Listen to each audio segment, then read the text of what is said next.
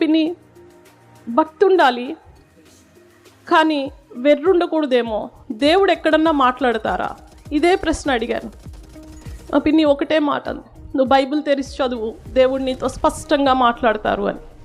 Bible నేను ఏడ్చి prayer చేసి బైబిల్ తెరవగానే నా కన్నులకి ఏది కనపడితే అదే దేవుడు నాతో మాట్లాడిన మాట అని నేను తీసుకున్నాను.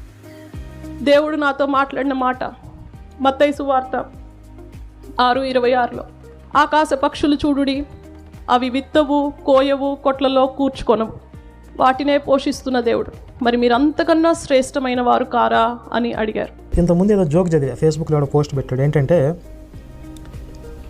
ఒకటికి బుల్లెట్ తగిలిందంట, అందరూ వాడు చచ్చిపోయాడు అని చెప్పి అనుకున్నారంటే కింద పడిపోయాడు అంటాడు. కానీ ఎవరికి తెలియని విషయం ఏంటంటే ఆ బైబిల్, వాడి చేతిలో ఉన్న బైబిల్ ఆ బుల్లెట్కి అడ్డం పడిందంట.